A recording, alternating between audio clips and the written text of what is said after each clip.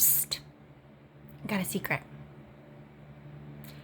We're going to talk about how you staff your mobile business, particularly mobile bartending. So stick around if you want to figure out how to have the best staff at every one of your events.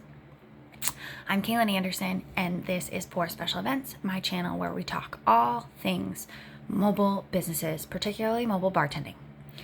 So let's get into it. As always, if you find these videos helpful, if you have any questions or comments, please share them with me on these videos. Really appreciate it, and it helps me create new content for this channel to answer questions that I might otherwise think are just normal everyday tasks that you might be looking for if you are starting your mobile business. Please hit the subscribe button too. It's super helpful. Thank you. Okay, so how do we staff these events? So I have a trick for you that I didn't really take advantage of right away. And then it hit me all of a sudden like, oh, this demographic of workers is phenomenal. Why am I not tapping into it? They're teachers. Who would have thought, right? Teachers. Teachers are people. Teachers follow rules. Teachers are very like detail oriented, meticulous, like step-by-step processes. Teachers are great. So I teach besides all this, and I have a great support system of teachers within my family and within our friends that we hang out with. And when I started my little business, I kept getting questions like, that's really neat. How did you think to do this? Oh, I love weddings. Do you never need help? Well, I unleashed the teachers, everybody, and guess what? They're killing it. They're doing amazing. So, teachers have been the key to my success, I will tell you. We are able to, meet deadlines. They're able to, like I was talking about in a previous video, get their certifications on time. They are super excited to work, and they've just been great. Great. Literally everyone that comes and goes on my team that's contracted in and out to do these events is teaching in a school in some form. So I'm super lucky to have them and thankful. But I just wanted to share with you, if you're looking for people to join your team, to expand, to grow, look for teachers. They're great. Okay. With that being said though, you as the potential company owner, boss, okay, we have a couple things we need to check, make sure we're doing, okay, to make sure that they're happy. So on the hard days, I remind myself that this is my creation. This is my show, okay? This is my circus. It's not theirs. So I still do a lot of the dirty jobs that I think someone else probably isn't going to want to do. I do them because it's my business. I try my darndest to set up these teachers for success. These staff for success every single time. I make their role so easy. Okay. I put together our go boxes, call them go boxes. Actually, I should do one of those one day, right? Well, I'll show you how we pack go boxes. So I pack our go boxes. I create detailed lists, instructions of what needs done when they get to the venue. I give them all pertinent information on hosts, vendors, venue, everything. So like when they show up and they read through their stuff, which I usually try and give them to them the week ahead so that they know ahead of time, they can be familiar.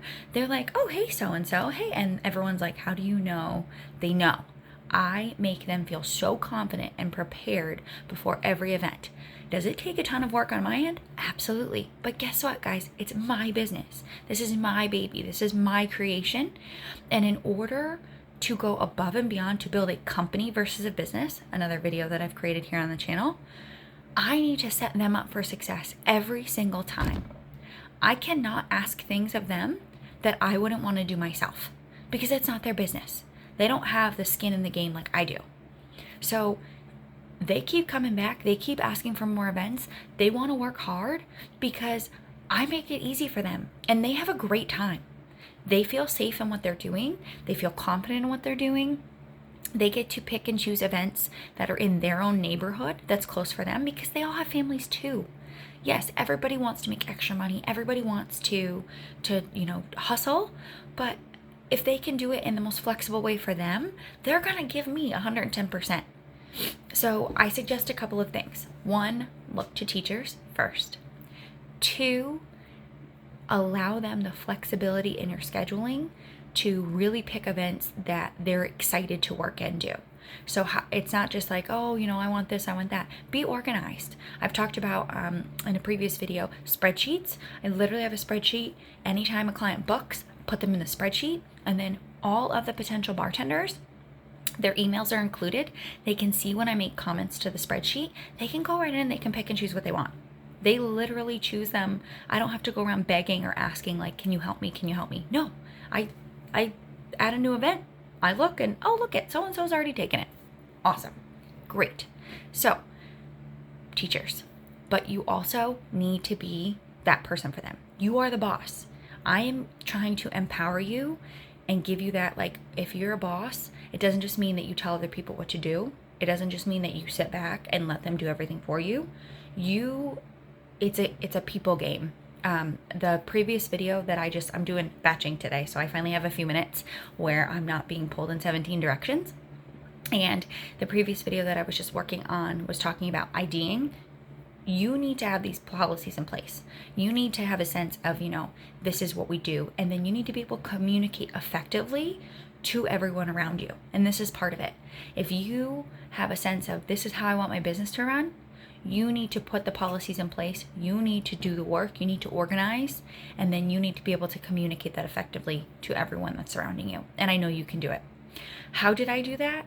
By the first few years, it was just me. I was just my service, showing up, being professional, mixing those drinks, getting the word out, and really honing in, what should we do? What should we not do? What's included and what we don't want to include? Knowing those things, having that, foundation, really being in the trenches myself, and then knowing, okay, these are the things that I have to communicate to everyone around me, and going from there. So this video is a little bit shorter than others, but I just wanted to jump on here quickly, talk about, how do you go about getting people to work for you? I can tell you right now, I literally just yesterday got 3 different messages from 3 different people that in my community, like, hey, we want to do this. We want to be helpful. How do we start? Would you consider, allowing me to come work? There's no shortage when you're the one that's really, sharing this with everyone else and really making it a great environment for the people around you. Now, I get that it's different in this environment because we try not to do every single weekend. Sometimes it happens. We're not every single day of the week. We're not everyone's full-time job. So it's different. It's a lot different than, if you're trying to staff people every day of the week, 365 days a year, right? But little side hustle that starts growing, you can have a really great staffing, great group of a pool of people to choose from when you are taking care of them. So it all comes down to you knowing and owning your business and really projecting that and being organized and communicating and helpful. And remember that you are the boss. No one should give more than the boss, okay? You need to set them up for success. And if it's starting to get overwhelming, then reevaluate your processes yourself and see, is there something else that I could do to be more organized? Is there something that, is this really necessary, or do we do it this way? When you start to feel overwhelmed, you need to pivot. What can you delegate to someone else? Maybe it's a totally different job role, or how do we make this more efficient as part of our business? But that's on you. You are the owner, so own it. Thank you so much for watching. Again, any questions, share them with me. They will inspire new videos. And if you found this at all helpful, please subscribe. I really appreciate it. Have a great day.